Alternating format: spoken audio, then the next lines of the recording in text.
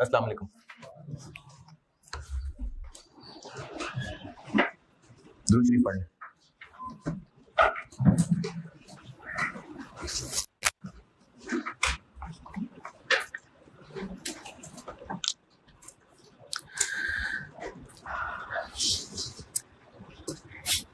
कल वो loss allocation बताई थी, उसी को आगे बढ़ाता हूँ और एक कर लेते हैं पास पेपर का सवाल। जून 22 attempt recent, question number 1 part A पढ़ लीजिए, मैं करता हूँ बोर्ड पे। जून 22 क्वेश्चन 1 पार्ट ए। आपके एलएमएस पे भी रख दिया हुआ मैंने, नहीं तो आईकैप से डाउनलोड कर लें।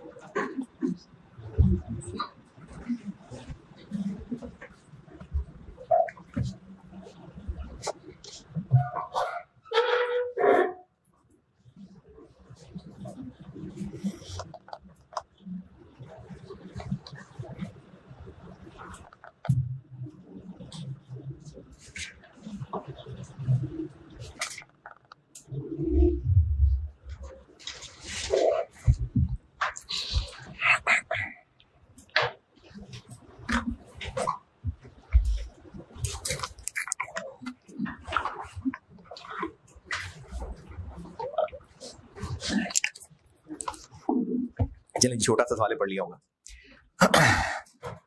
31 दिसंबर 21 पे खड़े हैं, सीजीयू के एसेट्स दे दिए और value in use fair value less cost to sell खुद बता दी, तो बस वैसे ही जैसे कल किया था लॉस बांटना है।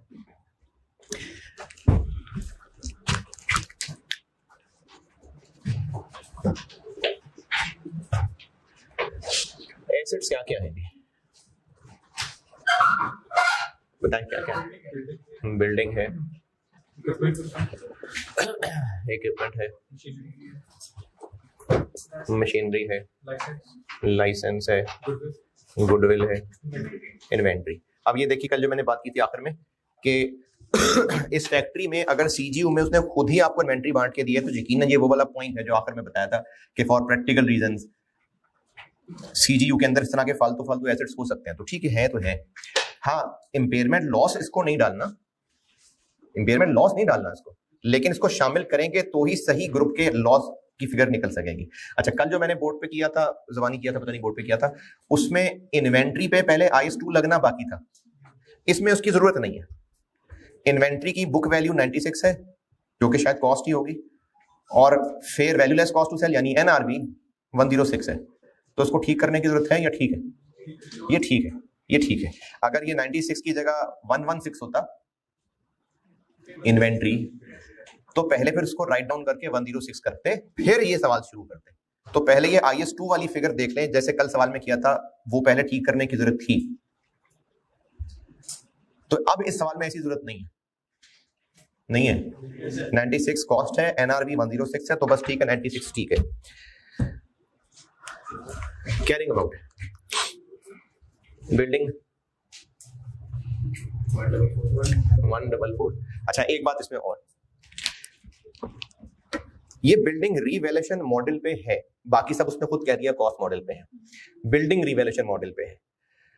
अगर ये सामने के डेटा में आपको fair value less cost to sell एक अलग चीज दी होती, फेयर वैल्यू एक अलग चीज दी होती, तो IS 36 बाद में लगाते, पहले बिल्डिंग को रीवैल्यू करते।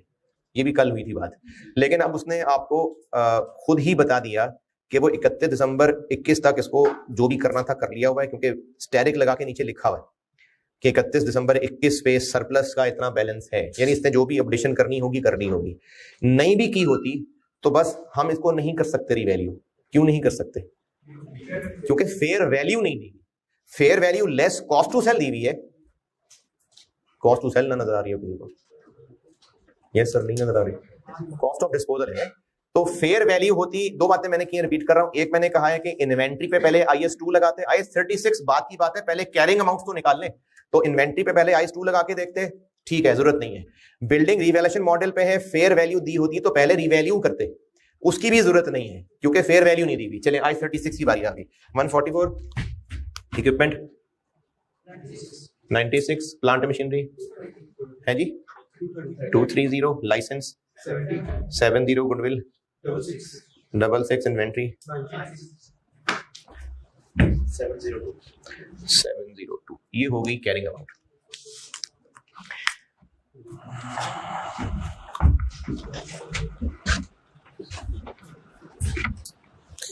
टिश्यू रखे थे यार, टिश्यू ला देना।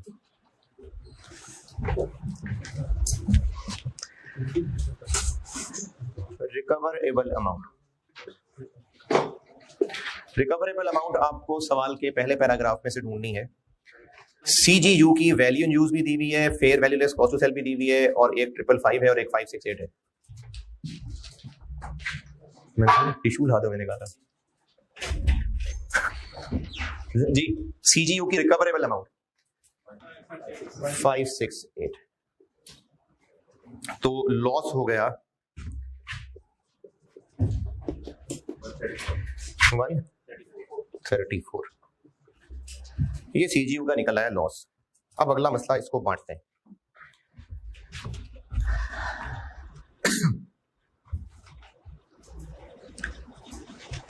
पहले पैराग्राफ में लिखी हुई अंग्रेजी में कोई इख्तलाफ, किसी बात पे कोई कंफ्यूजन? ये जो रिक्वायरमेंट से ऊपर लिखा हुआ है ना, रिक्वायरमेंट से जस्ट ऊपर, ये शायद इसलिए लिखा हुआ है कि इसके बाद मैंने आपको टॉपिक पढ़ाना है IFRS 5 एक टॉपिक पढ़ाना है, उसका भी ना सवाल मिलता जुलता होता है। तो ये जो रिक्वायरमेंट से जस्ट ऊपर सेंटेंस लिखा हुआ है, तो ये उसने बस ये बताया स्टूडेंट्स को कि IFRS 5 नहीं लग रहा। वो पढ़ाऊंगा तो आपको पता चलेगा क्या है। तो ये रिक्वायरमेंट से ऊपर वाला सेंटेंस सिर्फ ये बताने के लिए था कि IFRS 5 की टेंशन नहीं लेनी आपने, वो पढ़ा दूंगा तो आपको पता चल जाएगा क्या है। लॉस बांटना है सबसे पहले। अच्छा, मैंने दो तरीके कल एंड यहां बात हुई थी कि अगर कोई इंडिविजुअल एसेट कंफर्म पता लग रहा है इम्पेयर्ड है, तो दोनों तरीके ठीक हैं। आप एक ही कैलकुलेशन कर लें और इस लॉस 134 में से सबसे पहले उस पक्के जख्मी को बांट दें, फिर गुडविल, फिर प्रोरेटा, ये भी ठीक है। या फिर पहले उसको अलग से एडजस्ट कर लें, फिर उसकी सही कैरिंग अमाउंट यहां लाएं। कल एक सवाल दोनों तरीकों से मैंने करके दिखाया था। इस सवाल में है कोई ऐसा पक्का जख्मी एसेट? है ऐसा? नहीं, वो तो देखें, जिनकी रिकवरेबल अमाउंट नहीं निकल सकती, तभी तो मसला है CGU का। अगर सबकी fair value less cost to sell value in use अलग अलग निकल सकती होती तो फिर CGU का रोला ही ना होता ना। वो तो इसलिए लिखा हुआ है। कोई ऐसी चीज जिसमें कंफर्म नजर आ रहा हो कि इम्पेयर्ड है? मशीनरी नजर आ रही है, मशीनरी है ना। कैसे? आपको उस मशीनरी की fair value less cost to sell भी दी हुई है और वैल्यू यूज भी दी हुई है, तो उसको तो नजर आ गया ना कि इम्पेयर है। तो इस 230 की मशीनरी को पहले फारिग करेंगे, ये 230 वाली बात। तो इसमें से जिस मशीनरी का हमें पता, जिस एसेट का कंफर्म पता है, पहले उसको लॉस चार्ज होगा। और दो तरीके बताए थे। एक मैंने कहा था कि पहले चाहे उसको अलहदा से इंपेयर करके रिवाइज कैरिंग अमाउंट ले लें, चाहे इसी टेबल में इसको एडजस्ट कर लें। तो मशीनरी है वो पक्का जख्मी एसेट, इस पे कोई कंफ्यूजन है? इक्विपमेंट कैसे है? वैल्यू यूज किधर है इसकी? वैल्यू यूज तो जरूरी होती है, चूंकि मशीनरी की वैल्यू यूज और fair value less cost to sell दोनों पता है, तो हम क्लियरली इसमें साफ साफ चार्ज कर सकते हैं लॉस, है जी। बिल्डिंग का क्या?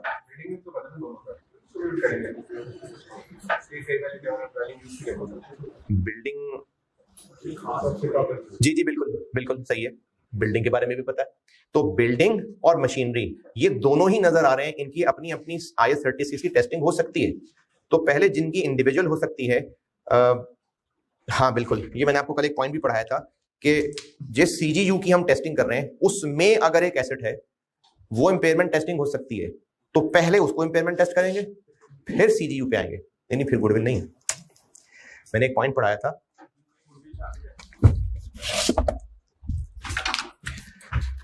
पेज नंबर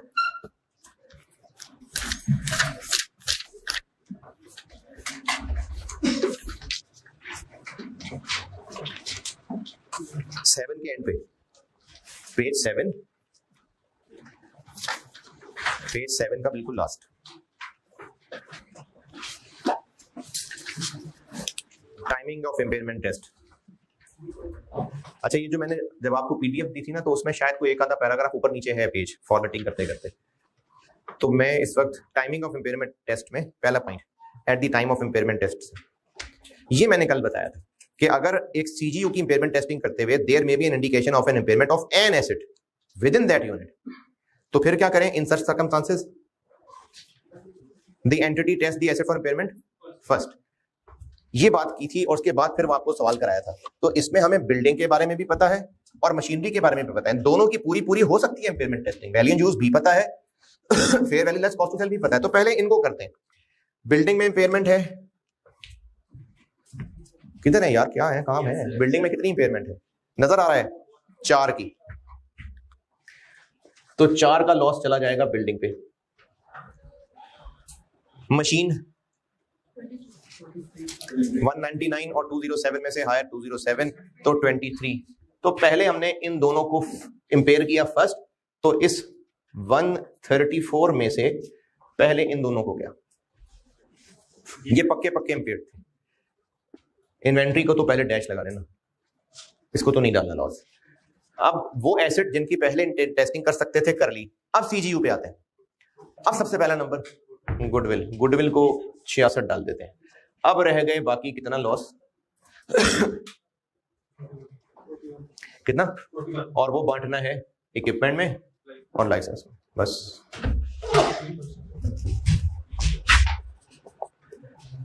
इक्विपमेंट और लाइसेंस 96, 70, 166 और लॉस कितना रह गया बांटने वाला, क्या बताया? 41। 96 बाई 166, 41, 70 बाई 166, 23.7, just 70.3.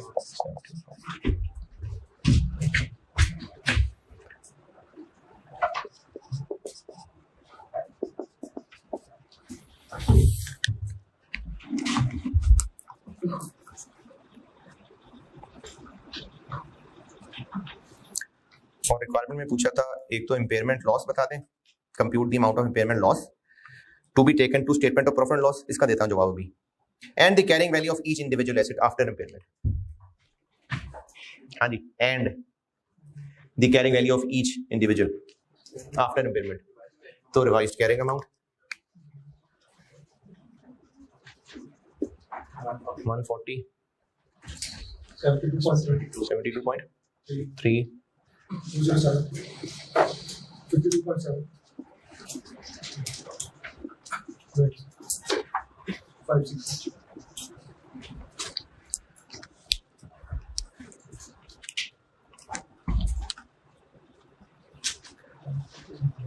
लेकिन ये तो आंसर है एंड के बाद का। एंड से पहले वाले का क्या आंसर है? Compute the amount of impairment loss to be taken to the statement of profit and loss, यानी P&L में कितना लॉस जाना है। कल आपको बताया था कि अगर एसेट रिवैल्यूएशन मॉडल पे है तो उसके हिस्से के इम्पेयरमेंट लॉस की अकाउंटिंग पहले सरप्लस डेबिट अगर है तो फिर P&L, और अगर कॉस्ट मॉडल पे है तो इसमें बिल्डिंग है जो रिवैल्यूएशन मॉडल पे थी। तो ये जो 4 है ये सरप्लस में जाएगा या नहीं है? जगह कहाँ है जगह? टेबल के नीचे लिखा हुआ है, सरप्लस में 12 की जगह है। तो इस टोटल लॉस में से loss to be charged to P&L 134 minus 4, 130। ये है सवाल की रिक्वायरमेंट। ये आगे 7 नंबर।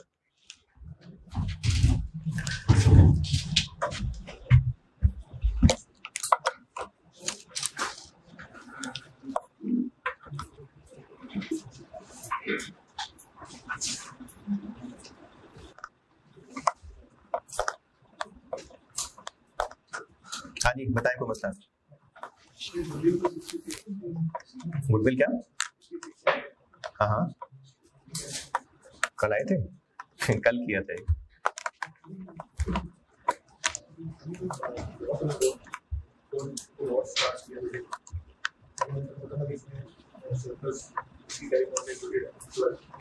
सरप्लस कैरिंग अमाउंट में इंक्लूडेड है, बिल्डिंग रिवैल्यूएशन मॉडल पे है, ये रिवैल्यूड अमाउंट पे है। अच्छा आगे लॉस है तो मैं पता है कि सरप्लस के साथ कोई एडजस्टमेंट है। हाँ तो इजी चार्ज करना है तो फिर हम उसको उधर उस वर्किंग में चार्ज करें। तो क्या करें? सर हम फोन नहीं दे अच्छा, और 130 की रेशो से इसको चार्ज करते हैं लॉस। यानी इम्पेयरमेंट लॉस जो 134 है, आप कह रहे हैं उसको हम ले ही 130 कर लें, ऐसे कर लें, यानी उसको जो चार्ज सरप्लस में डालना है उसको पहले माइनस कर दें, बाकी लॉस 130 जो पीएनएल में जाना है उसको एलोकेट करना कर दें, लेकिन ऐसा इसलिए ना करें क्योंकि हो सकता है कि बिल्डिंग का सरप्लस ही सिर्फ 3 रहता होता, अभी तो 12 रहता है ना, 3 रहता होता, बिल्डिंग का हिस्सा 4 बनता है लेकिन सरप्लस 3 रहता होता, तो फिर क्या करते? तो फिर 131 लेके यहाँ करते नहीं? हाँ तो 131 को लेते हैं ना, करना है तो कर दे, गलती के चांस बढ़ जाएगा, बस और तो कोई नहीं। समझ 22 डन। कल एक सवाल कहा था, अगर सोल्यूशन भी देखा है ज़बानी तो भी काफी है, अगर किया है तो जबरदस्त।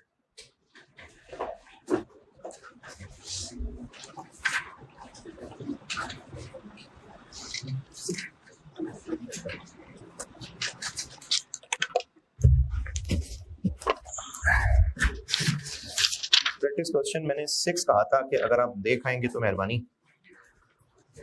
हाँ जी, चल कर लिया तो बहुत अच्छी बात है, नहीं तो अगर ज़बानी भी देखा तो भी चलेगा।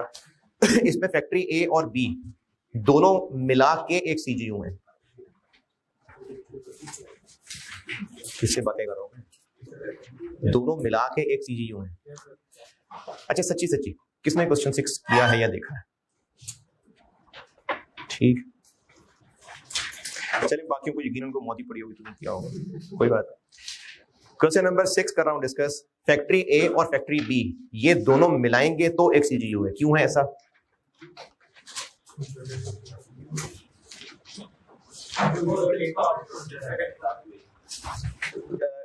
क्योंकि एक का जो आउटपुट है वो दूसरे का इनपुट है और बस फिनिश गुड्स हैं जो आगे सेल होती हैं, और ऐसी कहीं कोई बात नहीं की कि फैक्ट्री ए के आउटपुट की एक्टिव मार्केट है।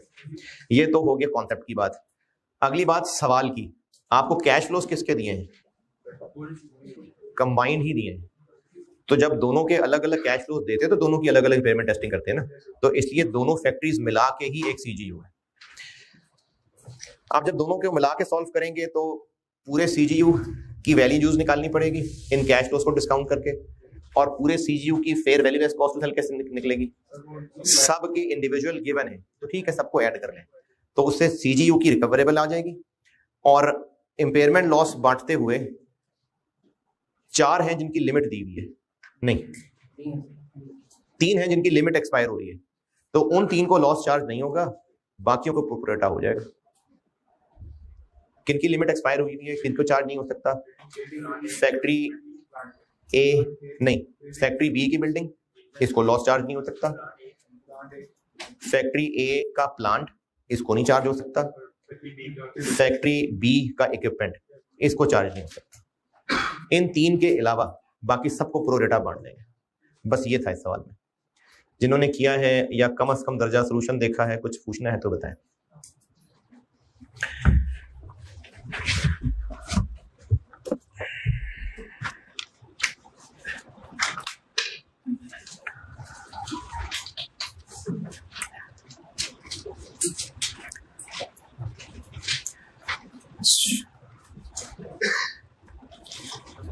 समराइज हो गया क्वेश्चन 7।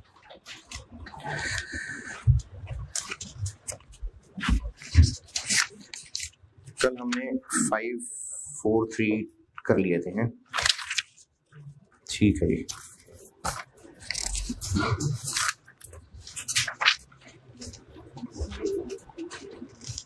अच्छा एक दो छोटी मोटी फालतू चीजें वो देख लें, समेट के आगे चलता हूँ। पेज 6 पे आए,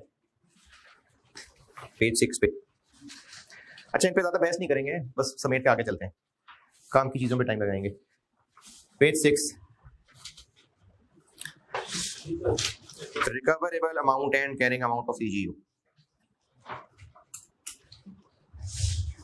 पहुंचे तो बताता हूं। पॉइंट 1, ये कल कर ली थी बात कि सीजीयू की रिकवरेबल अमाउंट यानी higher of value in use, fair value less cost to sell, ऐसे ही निकालेंगे जैसे गाइडेंस इंडिविजुअल एसेट के लिए थी, कौन से कैश फ्लोज लेने हैं, कौन से कैश फ्लोज नहीं लेने हैं। ये पॉइंट 1 में लिखा हुआ है। पॉइंट नंबर 2 में सिर्फ इतना लिखा हुआ है कि जैसे किसी सीजीयू की रिकवरेबल निकाल रहे हैं उसी तरह उसकी कैरिंग अमाउंट भी निकालेंगे। मिसाल के तौर पे हमने सीजीयू की रिकवरेबल अमाउंट निकालने की वजह से मजबूरन इन्वेंट्री को शामिल किया था, तो कैरिंग अमाउंट निकालते हुए भी इन्वेंट्री को शामिल करेंगे। यानी जिस तरह सीजीयू की रिकवरेबल जिस अंदाज से निकाली गई है, जिन एसेट्स को शामिल करके उन्हीं को शामिल करेंगे तो फिर कैरिंग अमाउंट भी निकलेगी। पॉइंट 3 समझ लें। पॉइंट नंबर 3 समझाता हूं आपको, फिर पढ़ाऊंगा अंग्रेजी। ये बता दो।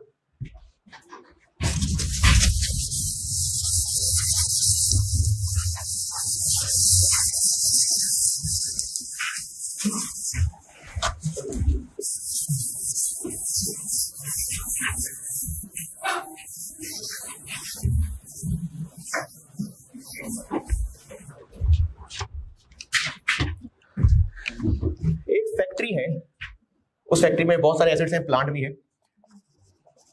एक फैक्ट्री है, इसके बाकी सारे एसेट्स की कैरिंग अमाउंट है 500 मिलियन। इनमें एक प्लांट भी है, उस प्लांट को उखाड़ के फेंकने की जिम्मेदारी भी उठा ली हुई है, यानी ये कहीं ना कहीं साइड पे प्रोविजन फॉर डिसमेंटलिंग भी बनाई हुई है 15 मिलियन की। प्रोविजन बनी हुई है मतलब प्लांट की कॉस्ट में डिसमेंटलिंग कॉस्ट एडेड है। प्रोविजन बनी हुई है तो प्लांट डेबिट, प्रोविजन क्रेडिट, आई 37।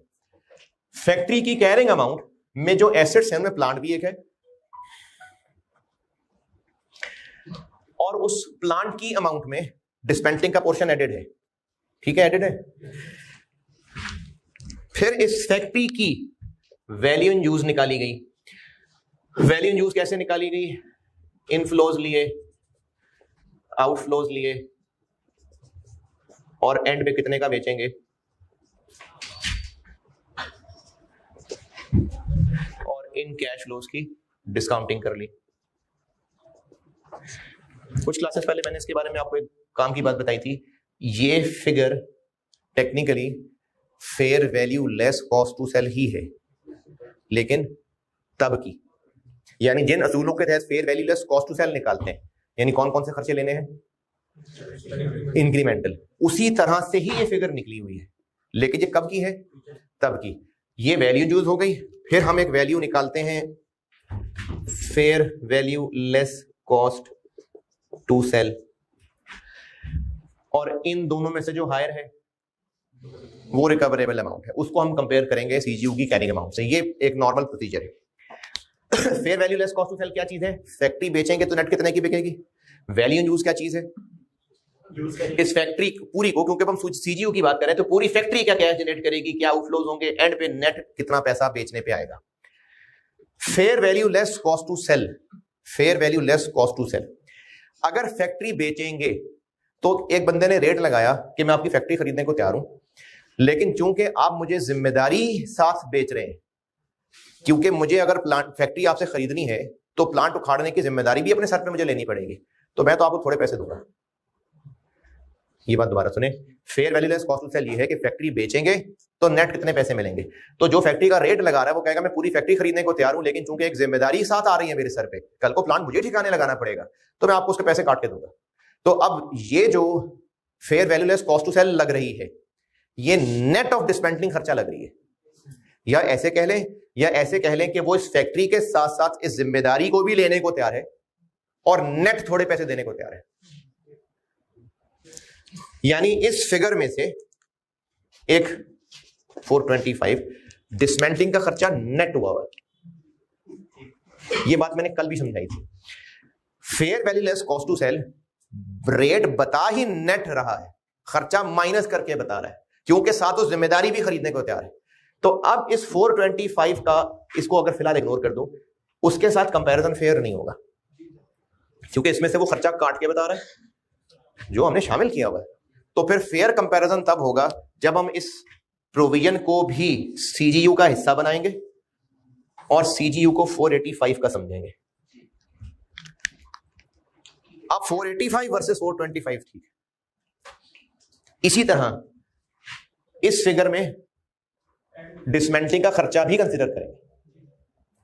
चूंकि इस फिगर में डिसमेंटलिंग का खर्चा नेट हुआ है, इसलिए हम कैरिंग अमाउंट भी 500 की बजाय 485 सीजीयू की लेंगे। उस लिस्ट के अंदर एक ये भी आ रही होगी फिगर। इसको कितना लॉस एलोकेट होगा? लॉस नहीं एलोकेट होगा, बस सीजीयू की लिस्ट में शामिल हो जाएगी। तो सीजीयू की कैरिंग अमाउंट भी फिर नेट बेसिस पे निकल रही होगी, और फिर जो वैल्यू यूज कैलकुलेट हो रही होगी उसमें ये वाली फिगर निकालते हुए इसको डिसमेंटल करने का खर्चा भी आउटफ्लो लिया जा रहा होगा। ये मैंने पेज 6 के ऊपर पॉइंट नंबर 3 समझाया है, सेकंड लास्ट है। The carrying amount of CGU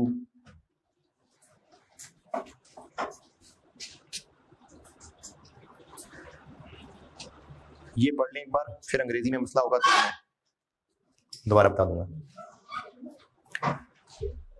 page 6 second last point, point 3। The carrying amount of CGU should include the carrying amount of only those assets जो सीजीयू का हिस्सा है। लायबिलिटी को सीजीयू का हिस्सा नहीं बनाना, अनलेस सीजीयू की रिकवरेबल अमाउंट निकल ही नेट बेसिस पे सकती है, तो फिर हमें मजबूरन उस लायबिलिटी को भी सीजीयू का हिस्सा बनाना पड़ेगा। ये इस अंग्रेजी का मतलब है जो सामने समझाया है।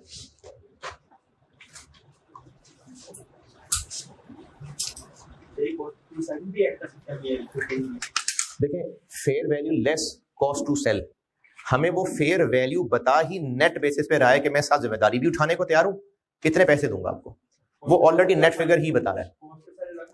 नहीं, कॉस्ट टू सेल में नहीं लेंगे उसको, कॉस्ट टू सेल में तो लेना ही नहीं है ना, कॉस्ट टू सेल में तो कंसिडर करना ही नहीं है इसको। वो फेयर वैल्यू ही हमें एक कम करके फिगर बता रहा है, वो कह रहा है मैं दूंगा ही नेट पैसे आपको, तो हमें तो फिर वो कॉस्ट ही नहीं पड़ेगी ना, वो तो लगी लगाई फैक्ट्री ले लेगा आके। अगर वो फैक्ट्री ही ले रहा है हमसे, तो फिर हम प्लांट उखाड़ के थोड़ी दे रहे हैं उसको, तो फिर प्लांट उखाड़ना ही नहीं है, इसलिए कॉस्ट टू सेल में तो आनी नहीं है ये चीज। पॉइंट नंबर 3 बताया है, साथ साथ यार अंग्रेजी पढ़ते हुए चलेंगे तो हम आगे बढ़ेंगे। पॉइंट नंबर 3 बता दिया सारा।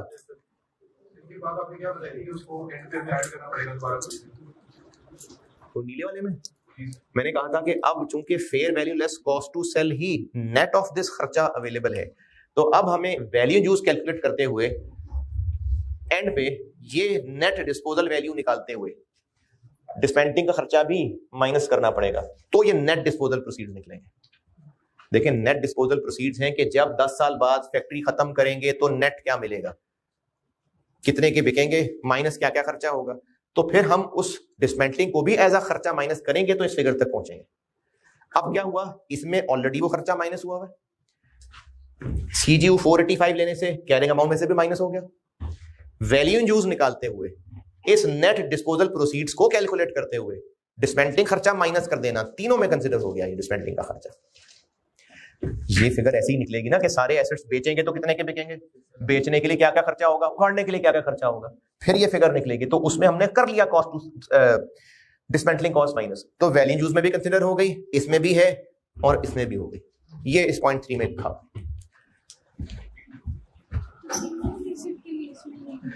सिंगल में क्यों नहीं था, उसमें भी ये बात, वैसे ये पैरा लिखा सीजीयू के पॉइंट ऑफ व्यू से हुआ है, लेकिन सिंगल एसेट में भी कॉन्सेप्चुअली चल जाएगी ये बात कि अगर हमें लगा लगाया प्लांट खरीदने को कोई तैयार है और वो हमें उसकी नेट एक फेयर वैल्यू बता रहा है, तो उसमें भी हम कैरिंग अमाउंट को साथ लायबिलिटी से नेट कर सकते हैं। कॉन्सेप्ट ये सीजीयू का डिस्कस हुआ है, लेकिन इसी लॉजिक पे सिंगल एसेट पे भी लग सकती है बात। Page 6 point 3 done. अच्छा, उसके बाद पॉइंट 4 मैंने कल बता दिया था। पेज 7 पे आए,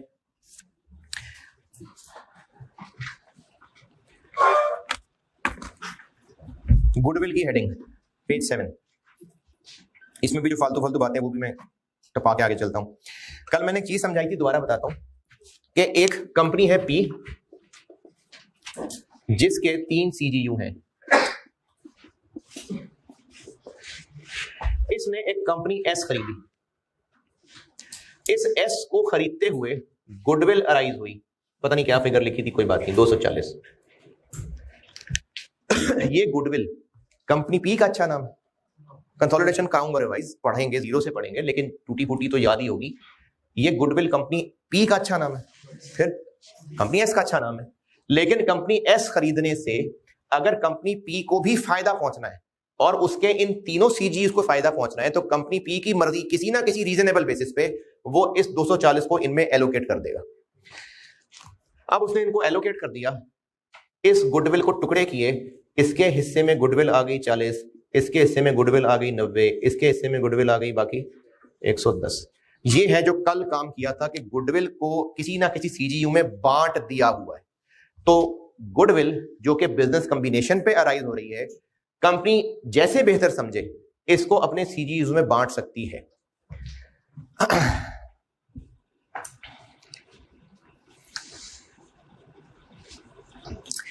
allocating goodwill to CGU, point number 1 पढ़ लें।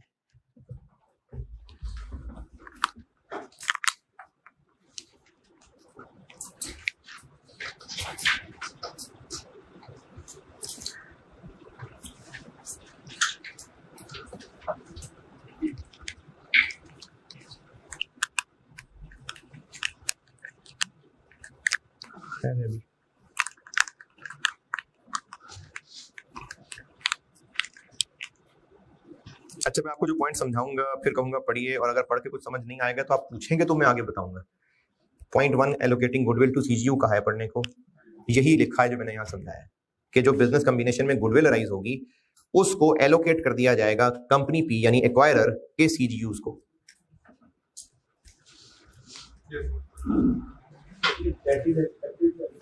नहीं पढ़ना पॉइंट 1? पढ़ लिया? नहीं पढ़ा? हाँ जी, मैंने अभी कहा ना कि कंपनी एस को खरीदने से हो सकता है कंपनी एस धागा बनाती हो और बड़ा ही जबरदस्त धागा बनाती हो। ये सारी फैक्ट्रीज डिफरेंट तरह का कपड़ा बनाती हो। इनको पहले अच्छा धागा मिलता नहीं था, लेकिन अब जब इन्होंने एस को खरीद लिया तो ये इसका धागा यहां भी यूज करेंगे, इनके कपड़े की भी वैल्यू बढ़नी शुरू हो जाएगी। तो कंपनी एस के अच्छे नाम का उनको भी फायदा पहुंचना शुरू हो जाएगा। That is expected to benefit from the synergies of combination. चलिए, पॉइंट 1 डन। इररिस्पेक्टिव का मतलब यह है कि कंपनी एस के जो एसेट्स हैं वो इन सीजीयू का हिस्सा है। कंपनी एस अलहदा फैक्ट्रीज हैं, ये सीजीयू अलहदा फैक्ट्रीज हैं। कंपनी एस के एसेट्स जरूरी नहीं है कि उन सीजीयूज का हिस्सा हो। Irrespective of whether the other assets और लायबिलिटीज ऑफ द एक्वायरी यानी company's are assigned to those units, यानी इसकी फैक्ट्रीज को नहीं उन सीजीयूज का हिस्सा बना दिया, बस गुडविल को उनका हिस्सा बना रहे। Point 1 done. पॉइंट 2 में कहा हुआ है कि कभी एलोकेट नहीं भी हो सकती होगी, तो उसका क्या इलाज करेंगे? अभी मैं आपको कॉर्पोरेट एसेट्स बता दूं, समझा लूं, तो वैसा ही इलाज करेंगे जो मैं भी कॉर्पोरेट एसेट्स बताने लगा। Point 1 done, point 2 done. अगली हेडिंग क्या है? अगली हेडिंग कि वो सीजीयू जिसमें गुडविल शामिल है उसकी टेस्टिंग करनी है। ये भी जबानी सी चीजें हैं। इसमें लिखा हुआ है कि गुडविल अगर बांट दी है सीजीयू में, जैसे अभी सवाल किया था जून 22, उसमें गुडविल थी ना उस सीजीयू के अंदर, तो चूंकि गुडविल शामिल है तो उस सीजीयू को हर साल भी इंपेयरमेंट टेस्ट किया करेंगे क्योंकि उसमें गुडविल मिली हुई है, और जब इंपेयरमेंट की इंडिकेशन होंगी तब भी किया करेंगे। चूंकि गुडविल उसका हिस्सा बनी हुई है तो गुडविल की नौसत की वजह से उस सीजीयू को हर साल भी इंपेयरमेंट टेस्ट किया करेंगे, और जब इंडिकेशन होंगी तब भी किया करेंगे। यही बातें नीचे पॉइंट 1 और 2 में लिखी हुई है। इस पेज का लास्ट पॉइंट पढ़ा चुका, आगे बढ़े। पेज 8 के टॉप पे ये पैराग्राफ अभी छोड़ दिया। कॉर्पोरेट एसेट समझ लें क्या होता है। पहले मैं कॉर्पोरेट एसेट समझा लूं, फिर उसमें जो जो पैराग्राफ कहूंगा वो पढ़ लीजिएगा।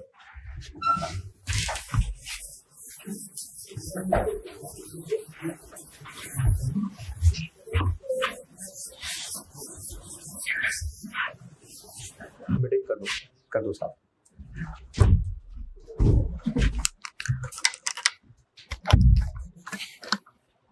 फौरन यूज हो जाएगा फिर, ये टाइम लगेगा? फिर फौरन यूज कर लूं या तो सूखने में टाइम लगेगा? फिर ठहर जाओ, मैं भी मगरिब की ब्रेक दूंगा, फिर कर देना।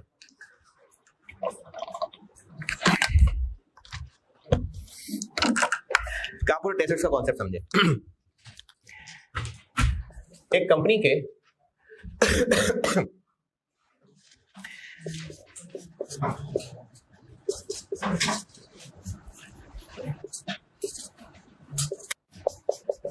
तीन सीजीयू हैं। एक कंपनी के 3 सीजीयू हैं। इस कंपनी की एक हेड ऑफिस की बिल्डिंग है,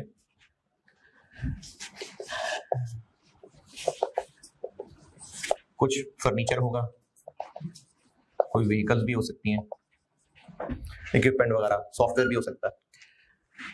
ये जो हेड ऑफिस है ये कैश जनरेट कर रहा है?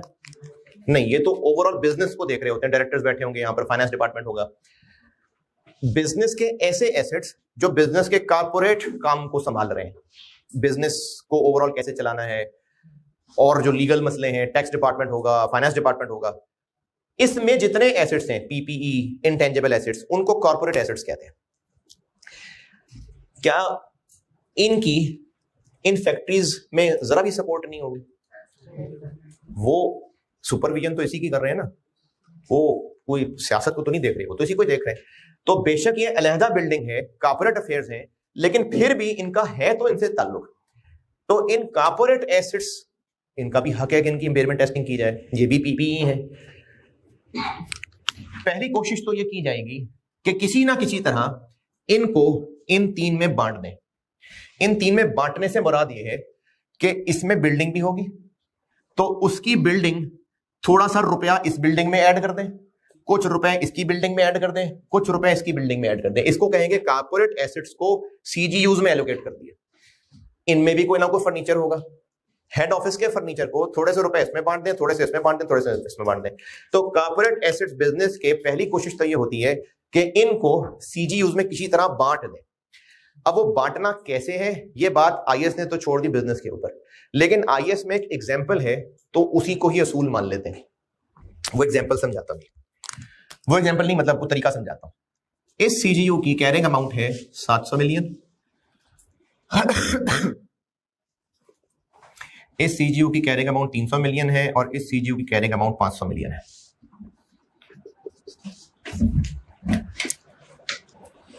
इन सीजीयू में एसेट्स होंगे मुख्तलिफ, बिल्डिंग भी होगी, फैक्ट्री वगैरह सब, प्लांट, इक्विपमेंट, लेकिन इनकी तफसील में जाए बगैर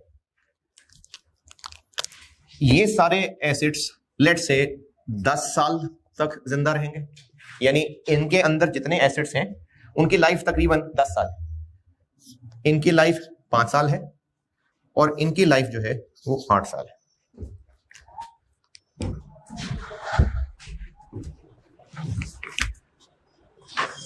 ये एसेट्स, क्योंकि अभी मैं इंट्रोडक्शन दे रहा हूं, ज्यादा डिटेल में नहीं जा रहा, तो मैं इनको मिला के बस कॉर्पोरेट एसेट्स कह लेता हूं, वरना असल सवाल में आएंगे तो हमें इसको भी तोड़ के अलग चलना पड़ेगा, फर्नीचर अलग, व्हीकल अलग। लेकिन मैं भी आपको सिर्फ एक प्रोसीजर सिखाना चाह रहा हूं, तो मैं इन तीनों को मिला के बस कॉर्पोरेट एसेट्स कह देता हूं।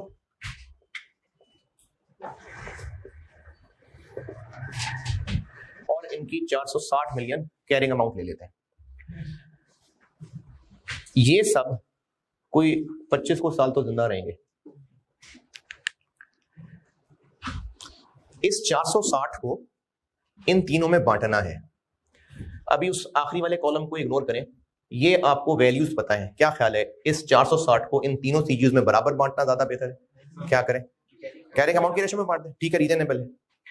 लेकिन ये वाला सीजीयू अगर अमाउंट में इसके बराबर होता, ये भी 700 ये भी 700 होता, तो ये दोनों को बराबर बराबर बांट जाते हैं। लेकिन ये तो उससे आधी जिंदगी गुजारेगा, यानी इनका फायदा, ये बात दोबारा सुनिए, अभी मैंने अमाउंट डिफरेंट रखी है, लेकिन चलो ये 700 होती, तो इस 460 को हम उनमें बांटते थे। क्यों बांटते हैं, क्या बात हो रही है? इनकी भी तो इंपेयरमेंट टेस्टिंग करनी है ना, तो इनको भी किसी ना किसी तरह एडजस्ट कर दे बस सीजीयू के अंदर। तो उसके लिए हल ये था कि इसको उनमें बांट दें, जैसे गुडविल बांटी थी, इनको भी बांट दें, कैरिंग अमाउंट की रेशो में बांट देते हैं। क्योंकि इन दोनों सीजीयू उसकी कैरिंग अमाउंट बराबर है, तो 460 दोनों को बराबर बराबर बढ़ जाता है। और बांटना क्यों जरूरी है? क्योंकि ये उन्हीं को तो सपोर्ट कर रहे हैं, लेकिन इनकी उम्रों का फर्क है। अगर इसकी रेशो में बांटा तो दोनों को बराबर बराबर बढ़ जाएगा, जबकि ये उनसे ज्यादा फायदा ले जाएगा। ये बस 5 साल उस बिल्डिंग से मुस्तफीद हो सकेगा, वो 10 साल हो जाएगा। तो सिर्फ इसको कंसिडर करना फिर फेयर नहीं है, इनको भी कंसिडर करना पड़ेगा, लाइफ को भी कंसिडर करना पड़ेगा। अब वो कैसे करना पड़ेगा, उसकी कैलकुलेशन देखिए। अब हम करेंगे ये कि सीजीयू 1, सीजीयू 2, सीजीयू 3, इनकी लिखेंगे कैरिंग अमाउंट 700, 300, 500, इनकी लिखेंगे लाइव्स 10, 5, 8, और इनको मल्टीप्लाई कर देंगे। This into this.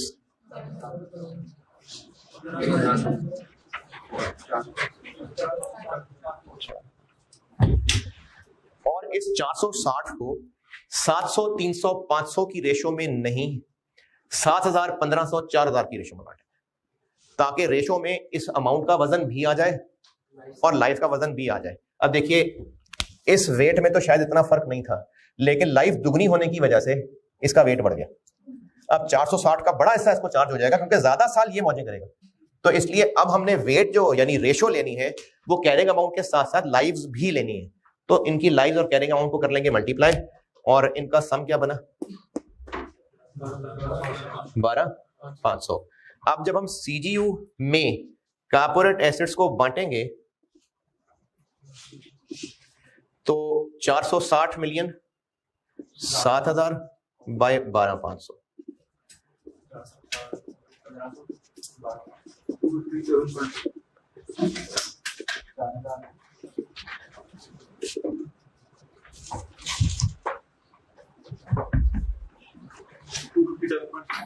250, चलो है और 55 और 147, किसी एक को 258।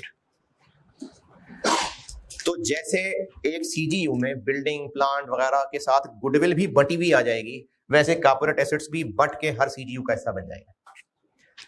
कॉर्पोरेट एसेट्स को कैसे बांटना है ये आईएस में नहीं लिखा तरीका, ये आईएस के एग्जांपल में सॉल्व हुआ है। तो हमारे लिए फिर यही हुक्म है कि कैरिंग अमाउंट्स भी लेनी है, लाइव्स भी लेनी है, और इनके मल्टीपल की रेशो में बांटना है।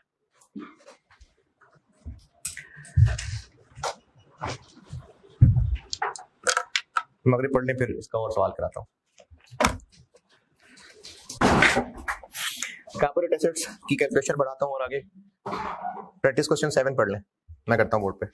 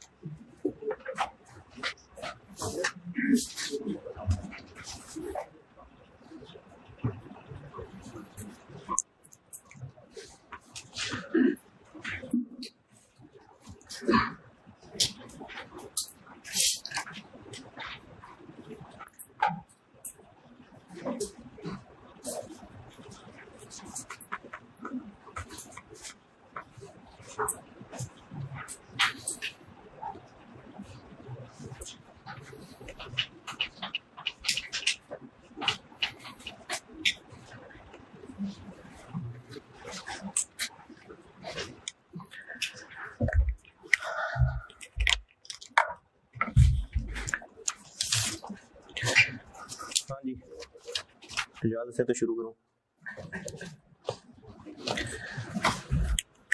क्वेश्चन 7,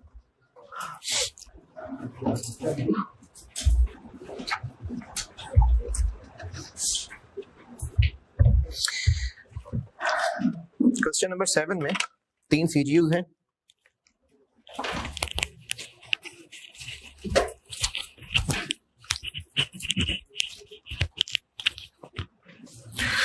तीन सीजीयूज हैं, उसके अलावा 3 कॉर्पोरेट एसेट्स हैं। और रिक्वायरमेंट में लिखा हुआ है carrying amount of assets after charging impairment loss if, क्या इफ है जी, corporate assets can be allocated, जैसे अभी बताया था। कैन नॉट भी होता तो क्या करते हैं वो उसके बाद बताता हूं। तो अभी है कैन बी एलोकेटेड, और अगर सवाल में खामोशी हो तो by default can be allocated.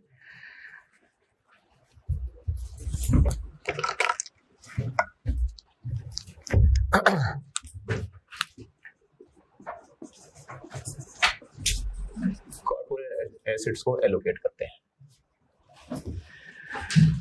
CGU 1, CGU 2, CGU 3, इनकी कैरिंग अमाउंट्स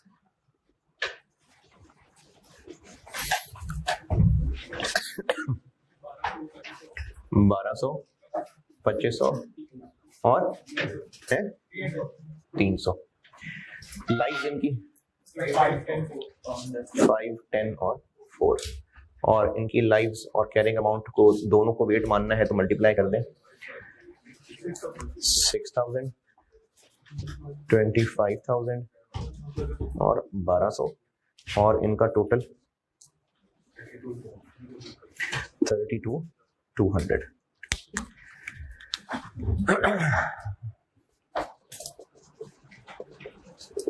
क्या क्या है कॉर्पोरेट एसेट्स?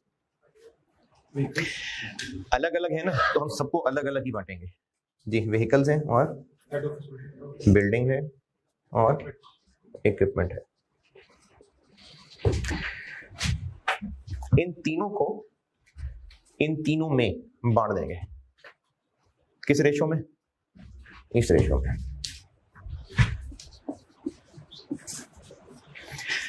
व्हीकल्स कितनी है? व्हीकल्स 100 को इस रेशो में बांट दें। देखिए इनकी कैरिंग अमाउंट को ना इन सीजीयूज में बांटना है, तो 100 को इस रेशो में बांट दें। बांट दें और डेसिमल में बता दें, क्योंकि छोटी छोटी फिगर है तो डेसिमल में बता दें। 19 हाँ तो 18.63।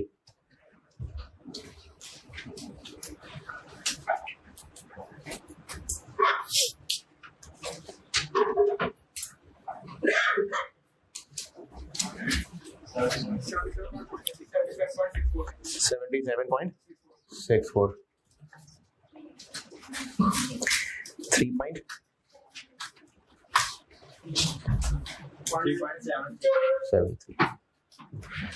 व्हीकल्स के 100 को तीनों सीजीयूज में बांट दिया। बिल्डिंग 300 तीनों में बांट दें। 55.9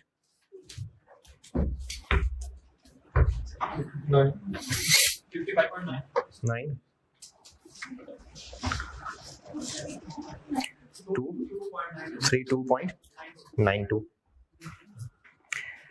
11.18 और इसी तरह आखिरी 150 को भी इन तीनों में बांट दें। 27.95 11.6.46 5. जिस तरह पिछले क्वेश्चंस में हर सीजीयू में गुडविल बांटी होगी, या हमने तो एक सीजीयू का सवाल किया था तो गुडविल बांटी भी थी, इसी तरह कॉर्पोरेट एसेट्स भी सीजीयूज में बांटने हैं। और बांटने का तरीका ये है, सीजीयूज की वेटेज बनाई कैरिंग अमाउंट की भी और साथ उनकी लाइव्स की भी, और इस रेशो के अंदर कॉर्पोरेट एसेट्स को सब सीजीयूज में बांट दिया। ये बांटने के बाद अब सीजीयूज तैयार हैं इम्पेयरमेंट के लिए। जो सीजीयूज के अपने अपने एसेट्स थे वो तो थे, कॉर्पोरेट एसेट्स को भी उन्हीं में बांट दिया।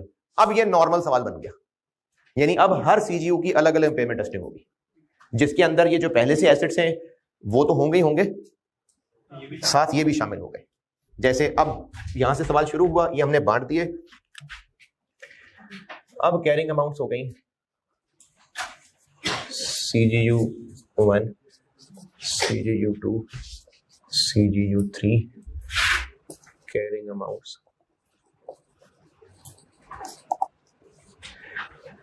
इनके अपने एसेट्स जो पहले से इनका हिस्सा है 1200, 2500, 300, और जो कॉर्पोरेट एसेट्स में इनका हिस्सा आ गया व्हीकल्स 18.63, बिल्डिंग 55.9, इक्विपमेंट 27.9,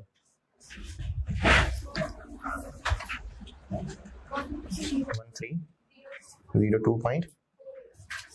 ये है। अब जैसे पहले सवाल में सीजीयू दिया हुआ था ना जिसकी लिस्ट थी एसेट्स की, ये अब वो चीज बन गई। इसी तरह सीजीयू 2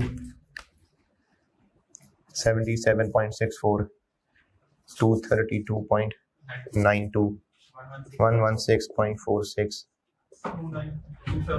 2927.02,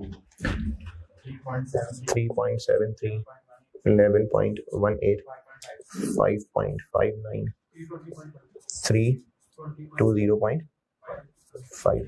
ये अब 3 सीजीयूज हैं जिनकी इंपेयरमेंट टेस्टिंग करनी है आपको।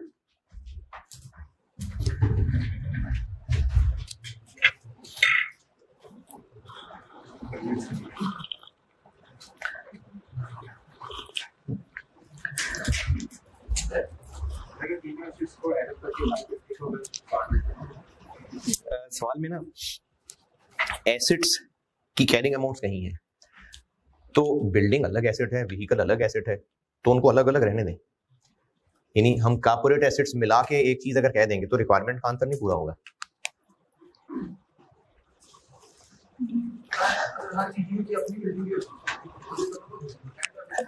एक बार ये सवाल सॉल्व कर दूं ना, फिर आपके बात का जवाब देता हूँ। जी वो भी ने पूछा था स्टूडेंट ने, मैंने कहा कि मैंने ना दिसंबर 19 इंशाल्लाह कोशिश है कि एक सवाल करा दूं, फिर उसमें आएगा जवाब इसका। वो उसने भी पूछा था दिसंबर 19 एक सवाल कराऊंगा फिर जवाब दूंगा इसका। यहां तक अभी जो किया वो बताएं जो पूछना है।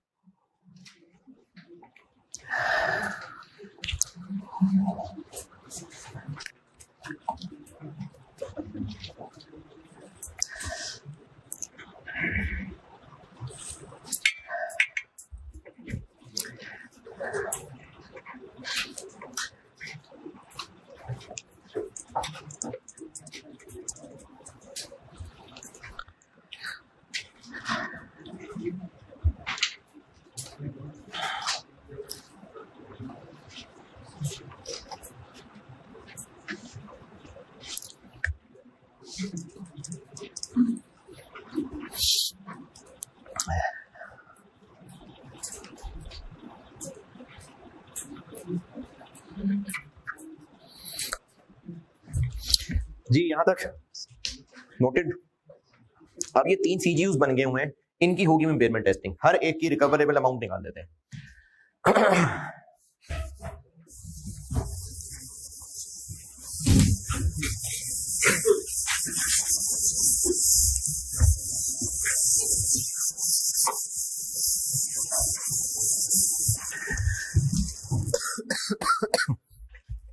एक पॉइंट लिखवाया था, कुछ ज्यादा तफसील से समझाया नहीं था कि अगर एसेट के future cash flows foreign currency में होते तो इन सीजीयूज के जो कैश फ्लोज दिए हुए हैं वो दिए हुए हैं फॉरेन करेंसी में, वो डॉलर्स में। तो उसका तरीका ये था कि पहले उनकी डिस्काउंटिंग करेंगे, फिर उसको आज कब नहीं ईयर नहीं, जिस दिन इम्पेयरमेंट टेस्ट कर रहे हैं उस दिन के एक्सचेंज रेट पे रुपए में लाएंगे। तो इस सवाल में हम इम्पेयरमेंट टेस्ट किस दिन कर रहे हैं? 30 जून 20। तो उन आखिर में दिए हुए तीनों रेट्स में से 160 यूज होगा। पहले डॉलर कैश फ्लोज की डिस्काउंटिंग होगी, फिर जो आंसर आएगा उनको जिस दिन इम्पेयरमेंट टेस्टिंग कर रहे हैं उस दिन का एक्सचेंज रेट ले लेंगे। नेट एनुअल कैश फ्लोज है। और मैंने कहा था शुरू में, जो लोग बाद में आए थे, मैं ना अभी वो BFD में जब डिस्काउंटिंग पढ़ा दूंगा ना, अभी 4-5 क्लासें लगेंगी, तो वो डिस्काउंटिंग की वीडियो आप लोगों से भी शेयर कर दूंगा। उसमें NVT discounting, single amount discounting. तो डिस्काउंटिंग पे मैं नहीं लगा रहा टाइम, ठीक है? वैल्यूज का आंसर लिख रहा हूं सिर्फ। ये एनुअल कैश फ्लोज है, इनकी एनवीटी डिस्काउंटिंग होनी है। जब तक मैं लेक्चर नहीं ना दे देता BFD में, तब तक रिपोर्टिंग में मैं फिर डिस्काउंटिंग को नहीं छेड़ूंगा। फिर ऐसी जिनको नहीं आती वो फिर महरूम महसूस करेंगे, वो उनको लगेगा जीने का हक ही नहीं है। फिर वो मैं अभी ना डिस्काउंटिंग पे नहीं कर रहा बात, जब डिस्काउंटिंग रिवाइज हो जाएगी आप लोगों से लेक्चर शेयर कर लूंगा, फिर अगले टॉपिक्स में लीजेस में फाइनेंशियल इंस्ट्रूमेंट में तब किया करेंगे डिस्काउंटिंग। तो इन फॉरेन कैश फ्लोज की डिस्काउंटिंग होगी, हो जाएगी डिस्काउंटिंग रिवाइज, आ जाएगी आपको। जब तक डिस्काउंटिंग रिवाइज नहीं होती मैं क्लास में नहीं किया करूंगा। फिर उस डॉलर वैल्यू की रुपये में कन्वर्जन किस रेट से करेंगे, 160 से। तो ये हो गया, और इसका आंसर ही लिखता हूं मैं सीधा सीधा।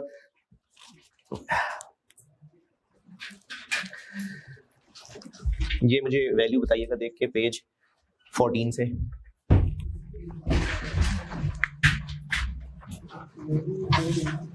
रिकवरेबल अमाउंट यानी वैल्यू इन यूज। अच्छा ये फिर सुनिए, ये वर्किंग से निकलेगी है, जो कैश फ्लोज दिए हैं चूंकि वो नेट एनुअल है तो उनपे एनविटी डिस्काउंटिंग लगनी है। वो जब आप रिवाइज कर लेंगे, या अगर अभी किसी को आती है तो ठीक है, आती है आपको, जब रिवाइज कर लेंगे तब किया करेंगे डिस्काउंटिंग की बात। तो उनपे होगी एनविटी डिस्काउंटिंग। डिस्काउंट रेट कितना, 12%। और उस पे जो आंसर निकलेगा वो पहले डॉलर पीवी होगी, फिर उसको 160 रुपए से रुपए में लाएंगे। तो मुझे आंसर ही बता दे रुपए वाला, 1268.96 2531.20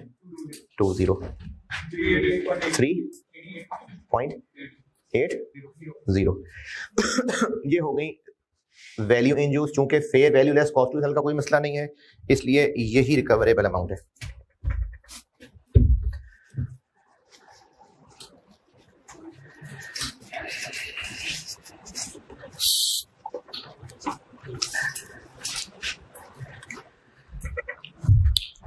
तो इंपेयरमेंट लॉस हो गया,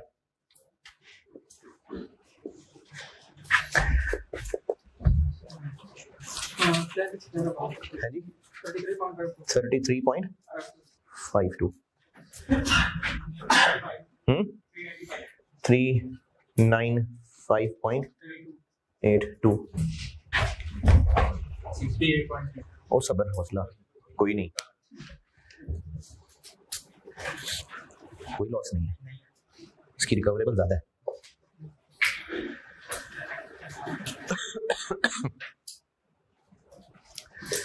तो अब इसमें नहीं है, बाकी दो में है।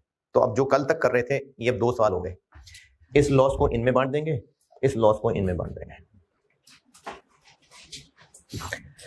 अच्छा देखिए, हेड ऑफिस की बिल्डिंग एक है, लेकिन वो एक बिल्डिंग 3 टुकड़ों में बंट गई। इन 2 टुकड़ों को हो गया इंपेयरमेंट लॉस चार्ज, इसको नहीं हुआ। है बिल्डिंग एक, लेकिन उसको फॉर इंपेयरमेंट लॉस पर्पसेस सीजीयूज में बांट लिया। अब वही बिल्डिंग 3 टुकड़ों में आ गई, इन 2 टुकड़ों में इंपेयरमेंट लॉस है, इसमें नहीं है। तो अब ये जैसे सवाल अभी तक कर रहे थे वैसे हो जाएगा। इसको बांट लेंगे इन सब में, किन रेशो में, इन कैरिंग अमाउंट की रेशो में। बस हो गया, देख लें सोल्यूशन, हो गया, बांट दिया रेशो में। जी एक मिनट पहले ना ये इसका सोल्यूशन देख के इसको क्लोज करें बात को। इसका सोल्यूशन देखें, बस बांट दिया रेशो में, चेक कर लें।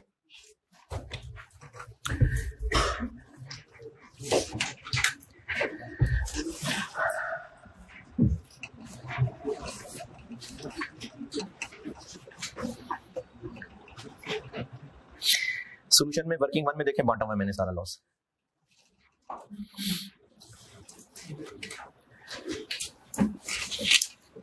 वर्किंग 2 ये है जो सामने बोर्ड पे किया हुआ मैंने, और वर्किंग 1 में सारा लॉस बांट दिया इनकी रेशो में।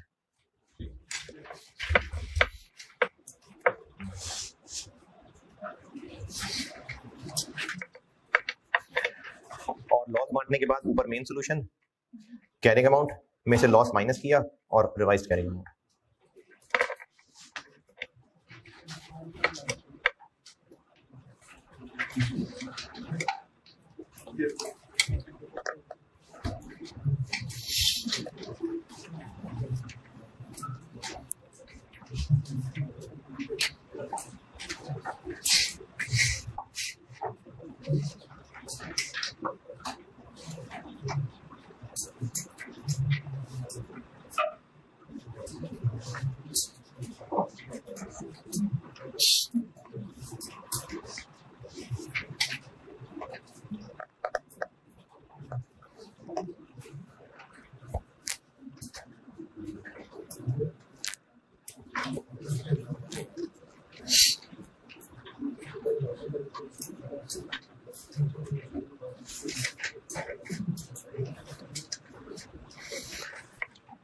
हाँ जी डन, अब बोलिए।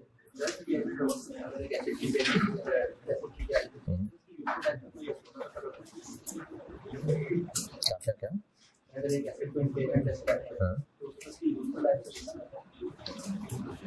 इम्पेयरमेंट लॉस चार्ज करते हुए यूजफुल लाइफ को देखने से क्या मुराद है? वैल्यू यूज किया ना कैलकुलेट। हाँ हाँ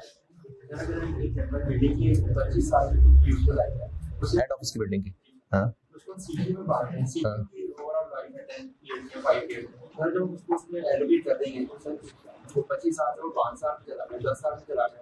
नहीं 5 साल 10 साल में नहीं गया। बिल्डिंग व्हीकल इक्विपमेंट की लाइव्स का यहां पर कोई काम नहीं है। हमने उनकी कौन सी वैल्यू यूज निकाली है? हमने उनकी नहीं निकाली value use.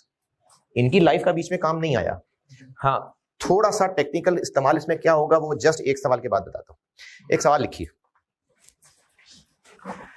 To the point data लिखाऊंगा ताकि सीधी कैलकुलेशंस की बात करूं।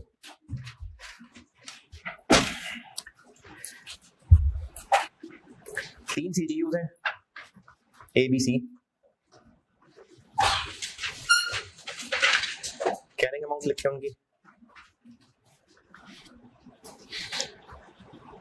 100 मिलियन, 150 मिलियन और 200 मिलियन। 100 मिलियन, 150 मिलियन और 200 मिलियन। यूजफुल लाइव्स 10 साल और 20-20 साल। बी और सी दोनों की 20-20, ए की 10 और बी और सी दोनों की 20-20।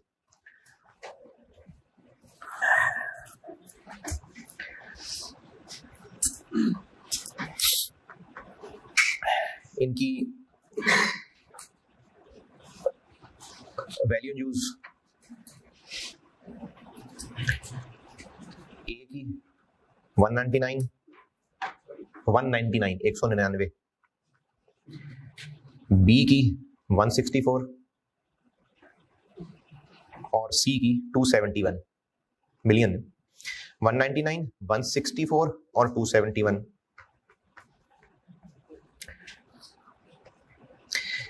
कॉर्पोरेट एसेट्स हैं दो, एक बिल्डिंग है और एक रिसर्च सेंटर है। एक बिल्डिंग और एक research centre.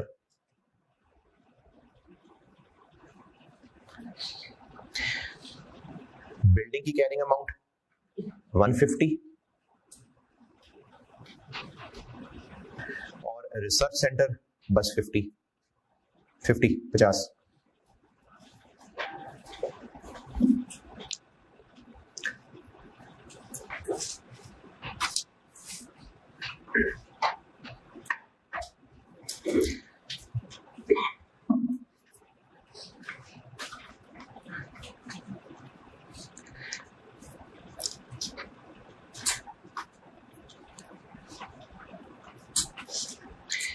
Building can be allocated to all CGUs on a reasonable basis। यही जो इस सवाल में किया।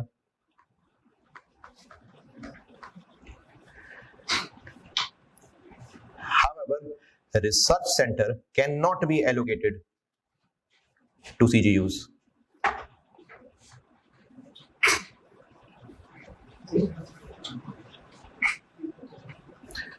बिल्डिंग को एलोकेट कर सकते हैं, रिसर्च सेंटर को एलोकेट नहीं कर सकते।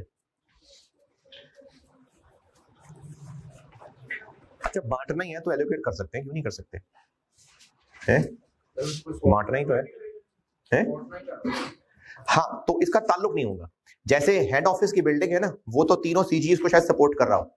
रिसर्च सेंटर हो सकता है अपने ही बखरे काम कर रहा हो, उसका कोई ताल्लुक बन ही ना रहा हो इन सीजीएस के साथ, तो जबरदस्ती सिर्फ it's not only about calculation. वरना जहां 150 को बांटेंगे 50 को भी बांट देंगे, 150 को बांट के थक थोड़ी जाएंगे। तो इसलिए ये जो कहा है ना कि corporate assets can be allocated, तो वो कैन तभी एलोकेटेड है अगर को सपोर्ट करते होंगे तो। और रिसर्च सेंटर के बारे में अगर कहा है कि कैन नॉट बी एलोकेटेड, तो उसकी कोई सपोर्ट बन नहीं रही होगी। तो बिल्डिंग को कर सकते हैं एलोकेट, रिसर्च सेंटर को नहीं कर सकते। और रिकवर वैल्यू यूज बता दी ना तीनों की। अच्छा अब आप लिखिए, मैंने कैरिंग अमाउंट बता दी, लाइव्स हो गई, और बिल्डिंग और रिसर्च की भी कैरिंग अमाउंट बता दी, रिकवरेबल भी हो गई है, इनकी लाइफ इंपॉर्टेंट नहीं है। और आपको मैंने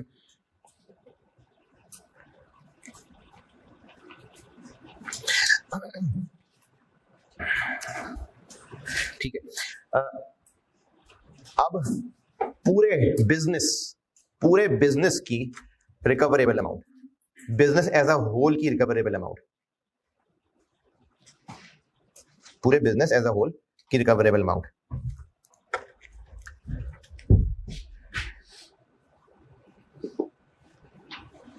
दो लिखते हैं, scenario A, scenario B. Scenario A है 720 मिलियन और सिनेरियो बी है 580 मिलियन। 580, ठीक है। मुझसे रिक्वायर्ड है इम्पेयरमेंट लॉस की एलोकेशन, इम्पेयरमेंट लॉस की एलोकेशन।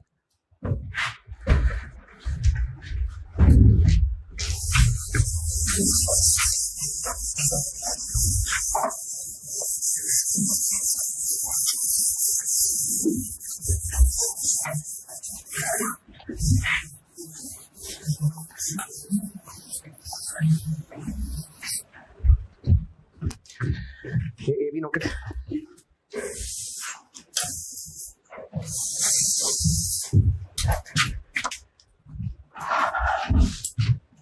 कॉर्पोरेट एसेट्स हैं दो, लेकिन एक चूंकि एलोकेट नहीं हो सकता उसको भी कर देते हैं साइड पे, रिसर्च सेंटर को छोड़ देते हैं, बिल्डिंग को लेके चलते हैं। तो सबसे पहला काम, बिल्डिंग को बांट लेते हैं, क्योंकि कॉर्पोरेट एसेट अगर एलोकेट हो सकता होगा तो पहले वो एलोकेट होगा, फिर सवाल आगे बढ़ेगा।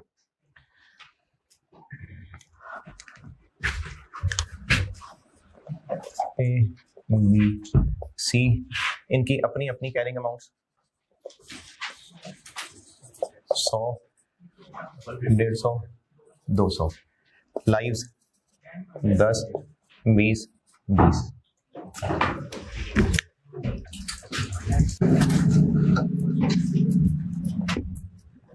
मल्टीप्लाई,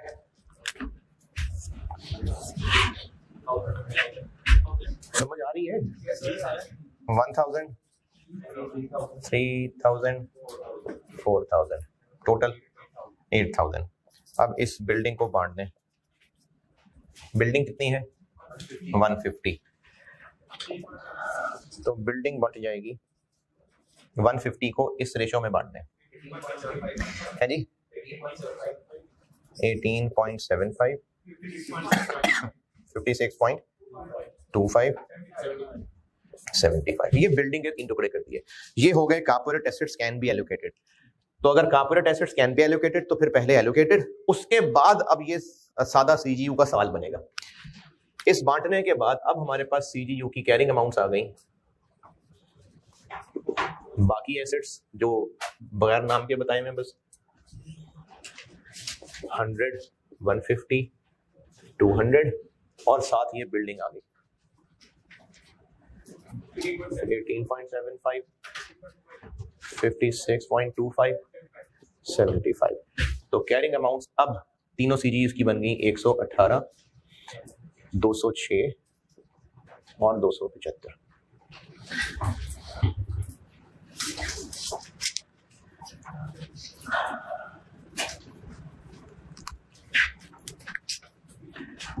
रिकवरेबल अमाउंट्स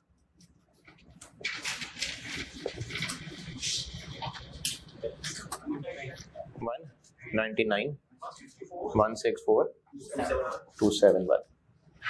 तो इम्पेयरमेंट लॉस हो गया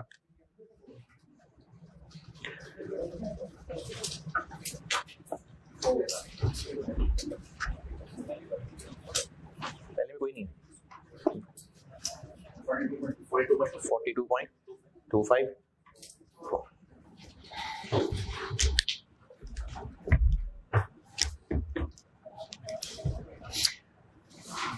कॉर्पोरेट एसेट्स को सबसे पहले बांटना है, बांट लिया, अब ये सीजीयू बने और इन सीजीयू की इम्पेयरमेंट टेस्टिंग। तो 2 में लॉस है, 1 में नहीं है।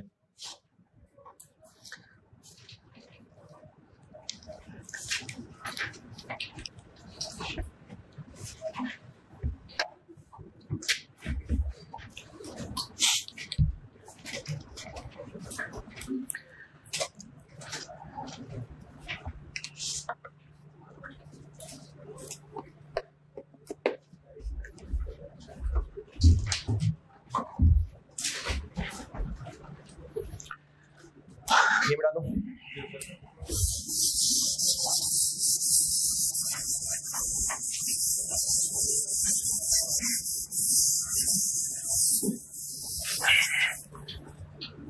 लॉस बांटते हैं हम।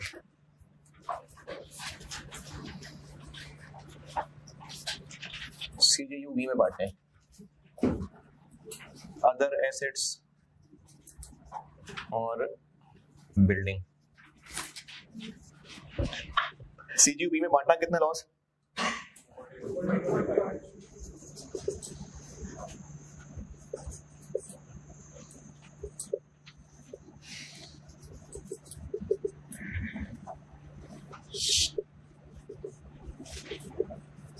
जी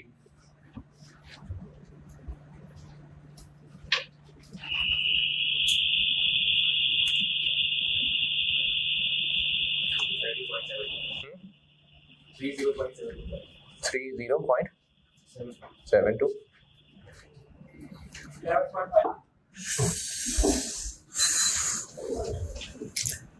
11.5253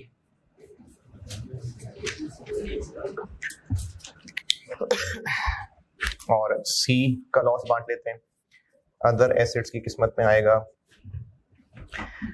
4 इंटू है 4 इंटू 200 बाय 275 और बिल्डिंग के हिस्से में आएगा 4 इंटू 75 बाय 275।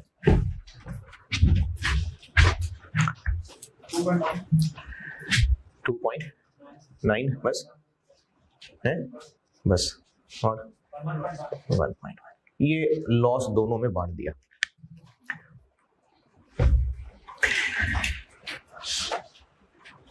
अगर रिसर्च सेंटर इस सवाल में ना होता तो ये सवाल हो गया खत्म।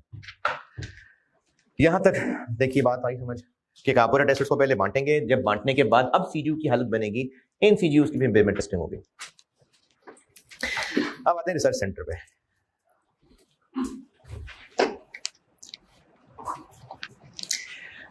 वो कॉर्पोरेट एसेट्स नोट कर रहे हैं तो कर लें, फिर मैं समझाता हूं। कर लें फिर ध्यान से सुनिएगा बात।